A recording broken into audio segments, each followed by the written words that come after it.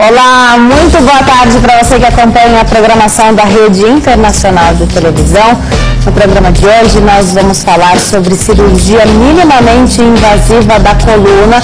Se você tem dúvidas, então não saia daí. Quem já está aqui nos nossos estúdios e vai esclarecer todas as nossas dúvidas é o doutor Daniel Jorge. Ele é médico ortopedista. É ele quem vai responder aqui as nossas perguntas. O Consulta ao Doutor já está no ar.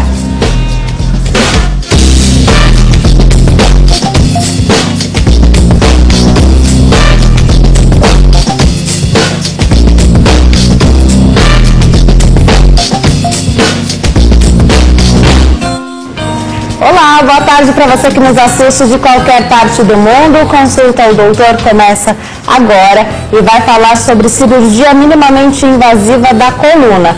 O doutor Daniel Jorge, é médico ortopedista, já está aqui ao meu lado. É ele quem vai tirar as nossas dúvidas nesta tarde. Doutor, é um prazer te receber aqui. Muito obrigada por ter vindo. Prazer é meu, obrigado. Agradeço a oportunidade. Vamos tentar ajudar a esclarecer as dúvidas aí que foram pertinentes à coluna, né? Agora, dores na coluna, doutor, não é um problema recente, mas se agravou recentemente, né, com a modernidade, o computador portátil, o sedentarismo. A gente sabe que algumas dessas causas aí das dores na coluna, que são muito frequentes, acho que é o primeiro no ranking das reclamações, né? Na coluna é algo muito comum, frequente. A gente sabe que as causas são má postura, obesidade, sedentarismo, como eu já falei. O que mais que a gente pode determinar aí como causa para esses problemas? Na realidade, assim, existem diversas causas, né? O problema de coluna, na maioria das vezes, vem por causas multifatoriais. Então, existem causas genéticas, na própria conformação, da própria formação da pessoa, a própria estrutura e curvatura da coluna, qualidade discal, quanto de proteínas a pessoa vai ter nesse disco. Então, tudo isso tem causa na base genética e o meio ambiente, que também vai vir, na realidade, para ajudar a desenvolver uma série de formas de patologia. Então, postura, atividade física, peso, né, a própria esporte, atividade esportiva que essa pessoa vai ter, também ajuda a desenvolver, né, alguns problemas de coluna. Tá, então, para lembrar, quem está em casa também pode participar do programa. É só ligar 0 operadora 11 3337 5886, 0 operadora 11 3337 5886. Participação também pelo Twitter, @consultadoutor, ou por e-mail, consulta@hittv.com.br. Lembrando sempre que por e-mail você sugere um tema, faz suas perguntas que a gente traz um especialista para falar sobre o assunto. Crescimento acelerado, doutor, também pode ser uma das causas aí de problemas na coluna? Porque muita gente fala de dores do crescimento. É verdade. Isso acontece realmente? Isso acontece, na verdade, assim, né, o conceito mudou um pouco, mas acontece de certa forma. Na realidade, acontece uma osteocondrites, né, que o pessoal descreve como dor do crescimento, é uma inflamação da estrutura de cartilagem que vai virando osso. Então, muitas vezes, esse tipo de situação gera um processo inflamatório e começa a ter dor. No joelho, no cotovelo, no pé, em várias regiões isso pode acontecer, né? É normal? Não é normal, né? É um tratamento chato. Na verdade, ele acaba cessando só no final do crescimento.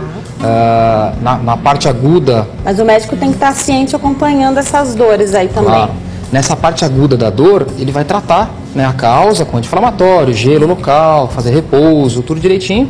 Mas, enfim, isso daí, na verdade, vai cessar de uma forma mais definitiva com o final do crescimento. Já deformidades e desvios, né, na coluna relacionado ao crescimento é uma coisa muito mais relacionada à postura. Então, pessoas mais altas, que têm um estirão de crescimento muito grande, são pessoas mais propensas a desenvolver, né, hipercifose, que é, na verdade, esse C da coluna torácica mais acentuado, né? Já assim, pensando em escoliose, que é o S, um desvio em S na coluna, né, que é uma deformidade em S, essa vem de uma forma idiopática, ainda não tem uma forma muito estabelecida de como ela surge, né? Vem de uma forma genética do crescimento, na fase da adolescência, ela começa a desenvolver e normalmente tem um agravo no momento do estirão, no momento que o adolescente, a criança tem esse estirão, né, é quando fica mais evidente e quando as medidas devem ser muitas vezes tomadas, né? Essa que é a realidade. Tá. Estresse físico e emocional também está entre as causas de problemas na coluna? Muito, né? Muito. Porque assim, toda a musculatura, quando a gente está estressado, quando existe, né, um estresse, essa musculatura de trapézio, musculatura paravertebral, toda essa musculatura que acompanha a coluna, ela é tensionada.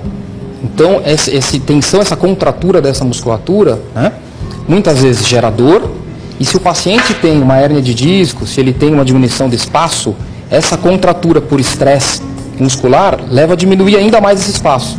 Então, muitas vezes agrava esse tipo de situação e é onde vem as crises de dor. Então, às vezes o paciente já tinha uma hérnia, né? E num motivo de estresse, de nervoso, tudo isso acaba desenvolvendo uma crise de dor ali aguda e acaba tendo que, às vezes, tratar de uma forma emergencial. Então, a gente falou algumas causas aqui dos problemas na coluna e agora a gente fala da cirurgia minimamente invasiva. O que ela tem que ser de diferente para ser considerada minimamente invasiva, doutor? É assim, a cirurgia minimamente invasiva ela é uma cirurgia feita por um acesso pequeno, né, por um acesso menor. Muitas vezes é dita percutânea até, ou seja, sem corte. É uma cirurgia com um furo, uma punção, né, uma infiltração, enfim, alguma coisa com uma agulha ou uma cânula, né, que a gente utiliza para acessar a coluna. Então é uma cirurgia realmente com pouca invasão, né, não tem corte, não tem toda aquela dissecção, por isso que é minimamente invasiva. Né? É aí que é a diferença básica. Tá. Como são feitas essas cirurgias então? Em todas elas não existe nenhum corte? Então, na verdade assim, né, existem algumas, um corte bem pequenininho para passagem de uma cânula, tá, né? Em outras técnicas existe um corte já um pouquinho maior, mas não tão grande como uma cirurgia tradicional. A gente chama de mini open, né, essas técnicas. Mas na grande maioria delas são feitas através de cânulas e catéteres, né? Então são cânulas que a gente usa pela pele, guiado pela videoscopia, que é um aparelho de raio-x que dá uma imagem ao vivo no centro cirúrgico. Então a gente consegue, guiado por essa imagem, atingir a coluna num ponto muito preciso. E aí sim, se for na faceta articular, na articulaçãozinha da coluna, a gente vai usar uma técnica. Se for no disco, outro tipo de técnica, enfim. Existem diversas. Então, da minimamente invasiva, ainda assim, existem vários tipos de técnicas, é isso? Existem várias técnicas. Para cada problema, para cada tipo de patologia. Tipo de patologia é uma técnica diferente. Quem escolhe é sempre o médico. Claro. E a equipe com quem ele trabalha, é isso? Lógico, a indicação é médica, né? O paciente tem que confiar no seu médico, na indicação, para ter ali, na verdade, a melhor indicação para o seu caso. Porque técnicas abertas ainda são utilizadas e ainda são necessárias em muitos casos. Era isso que eu ia perguntar. Então, todo o tratamento pode ser feito através de uma cirurgia minimamente invasiva? Não podem, né? Não podem. Existem ainda uma gama de situações, principalmente na coluna, né? Que muitas vezes o paciente tem vários probleminhas ali juntos, vamos dizer assim. Então, ele tem uma hérniazinha, tem uma estenose de canal, tem muita artrose. Então, são situações onde muitas vezes com uma câmera, uma agulha, a gente não consegue resolver tudo. Então aí sim a gente acaba precisando, né, de uma cirurgia convencional, onde é feito corte, incisão, anestesia geral, tudo direitinho, né? Mas existem algumas patologias, alguns tipos de hérnia, né, alguns tipos de artrose, algumas situações onde a gente consegue atingir com técnicas minimamente invasivas. E isso hoje é um grande benefício. Tá. Agora, ainda que seja a técnica minimamente invasiva que seja utilizada, a cirurgia sempre é uma das últimas opções, não? Sempre. A gente vai tentar esgotar sempre o tratamento conservador, né? Então são técnicas fisioterápicas, enfim, né, medicamentosas, tudo que nós vamos esgotar até chegar numa indicação cirúrgica, a não ser em casos específicos. Por exemplo, né? Fale algum. Por exemplo, o paciente que chega já, né, com um quadro neurológico agudo. Então ele tem uma compressão ali de um ramo de nervo e, enfim, tem dificuldade de controlar a urina, tem dificuldade de controlar o intestino, tá, perde o movimento, né, a perna perdeu força e sensibilidade, casos agudos. Então esse tipo de caso não tem muito, né, o que a gente esperar, a gente precisa agir. E aí sim, acaba se pensando direto numa indicação cirúrgica. Agora, em casos que você tem uma dor, primeiro a gente vai tratar, vamos ver como que evolui, quanto que melhora, qual o padrão de melhora desse paciente, né? Então a gente mantém o tratamento conservador, no caso da coluna, às vezes até alguns meses, para você ver que resposta a gente vai ter para poder pensar em indicar uma cirurgia. Doutora, agora me corrija se eu estiver errada. Quando a gente pensa em coluna, a gente pensa problemas na coluna, a gente pensa que isso vai se agravando com a idade, ou que determinado esporte, atividade física, profissão pode fazer com que alguém sofra mais da coluna, e se a pessoa já pode nascer com um problema. Pode. Na verdade, tudo isso pode acontecer. Então, tudo que eu falei está certo. Tudo está certo. Tá. Então, na realidade, é assim, né? Tem uma série de problemas que a pessoa nasce com ele, como a escoliose, é um que vem do nascimento, Tá. vai acontecer, né? Enfim, a gente tem meios para tentar tratar, usar um colete na infância, enfim, se precisar operar na idade certa, dependendo do grau de curva e tudo mais. Mas existe uma série de atitudes durante a vida que a gente faz que vão levando a agravos com relação à coluna, né? Isso, por exemplo, de piorando com a idade, é uma verdade em doenças degenerativas, ou seja, doenças por desgaste. Então, uma hérnia de disco, uma artrose, né? Normalmente a artrose é uma doença degenerativa e ela vai piorar com a idade, né? Essa que é a realidade. Então, assim, existem técnicas de tratamento físicos para tentar fortalecer a musculatura, orientar a coluna, a postura, uma série de coisas para a pessoa ter conforto e tentar evitar que esse avanço dessa doença aconteça, né? Mas em muitas situações isso não acaba não sendo possível, né? Esportes, a gente tem que pensar que todo esporte de impacto, né, de alto impacto, ele agrava as articulações, não só da coluna, quadril, joelho, tornozelo, né? Tudo que tem muito impacto, toda articulação nossa é revestida por cartilagem, né? Então, esse impacto sobre essa cartilagem vai levando a um certo desgaste. Por isso que muitas vezes hoje é necessário que se use um tênis com absorção de impacto, né? Tem uma proteção nesse sentido, procurar esportes com menos impacto possível, né? Como natação, como pilates, um esporte apropriado e adequado para a sua idade, porque se você tiver um bom fortalecimento muscular que envolve essa articulação, você vai fazer um esporte, né? Mas essa articulação vai suportar melhor do que num paciente com mais idade, que já perdeu um pouco a musculatura, e a articulação vai acabar sofrendo um impacto direto muito maior. Então, na realidade, cada paciente tem a sua, né, orientação, tem que seguir ali a sua orientação médica para não cometer erros nesse sentido. Vamos pensar num esporte que hoje em dia é bastante comum, que é a corrida. Cada vez mais a gente percebe o número de pessoas correndo, o número aumenta, né? Agora, para correr, então, tem que ter o acompanhamento médico, porque aí você pode se prejudicar nesse caminho, é isso? Claro, claro. Tanto cardiológico, né, fundamental, clínico, cardiológico, como ortopédico. Precisa dar uma olhadinha, ver se não tem um agravo discal, se não tem artrose, o joelho como é que está, esse tornozelo, o tipo correto de tênis para cada pessoa, tem uma série de coisas. Então, assim, né, precisa tomar um pouco de cuidado mesmo. Musculação? Musculação, se for bem orientada, ajuda muito. Tá. Né? Ajuda a depositar cálcio no osso, ajuda a fortalecer a musculatura e protege a articulação. Então, assim, ajuda, mas tem que ser bem orientada e tem que ser adequada para cada idade, né? Suplementação. Então, você falou agora dessa questão da musculação muito bem conduzida também. Suplementação. Hoje em dia a gente tem suplementos de muito fácil acesso das pessoas, né? Então, as pessoas correndo atrás de cálcio para tentar evitar problemas no futuro. Qual a sua posição sobre essa questão? Eu acho que assim, né? Na verdade, você tem que ter orientação médica. Por exemplo, cálcio você vai tomar se tiver uma densitometria que exija isso. Então, é um exame que é feito para ver quanto de cálcio você tem no osso, né? Se tiver um déficit com relação a isso, precisa tomar. Às vezes, não só o cálcio, ainda o fixador do cálcio, né? Que é o transportador do cálcio para dentro do osso. Se não tiver esse déficit? Se não tiver esse déficit, não precisa. É alimentação saudável, ponto. Né? Atividade física, tomar um sol pela manhã, as orientações básicas para evitar a osteoporose. Né?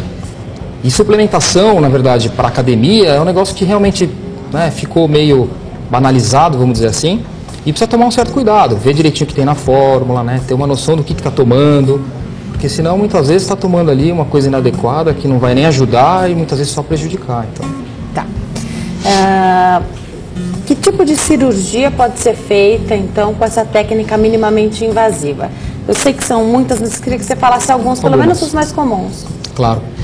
Interessante hoje em dia, por exemplo, no caso de fraturas, né, fraturas principalmente por osteoporose, já que a gente entrou no assunto de osteoporose, é interessante a gente falar dela. Então, existem fraturas onde a paciente ela perde a altura da vértebra, né? Então, na realidade, ela tem um achatamento, um acunhamento da vértebra, né? Às vezes por impactos bobos até, uma paciente com osteoporose, ela pode sofrer esse tipo de acunhamento, né? Ou mesmo quedas, queda em casa, queda sentado, pode levar a esse tipo de situação. E até pouco tempo atrás, você na verdade só tinha técnicas cirúrgicas abertas para esse tipo de situação, que é parafuso, haste, uma cirurgia ampla, né? Que muitas vezes hoje em dia ainda é necessário, dependendo do grau da fratura, do tipo de fratura, é extremamente necessário, não tem como fugir disso. Mas existe hoje a cifoplastia percutânea, né? Que na realidade a gente faz com um furinho na coluna, um catéter que é aplicado guiado por essa videoscopia, que é o raio-x, né, no centro cirúrgico. A gente entra dentro do corpo vertebral e que foi achatadinho e a gente consegue inflar um balão, né? Um balão que é inflado por soro fisiológico com uma pressão controlada. Então a gente infla esse balãozinho e vai ganhando essa altura dessa vértebra que achatou, né? Nesse balãozinho. Atingindo uma altura suficiente, uma altura desejada, né?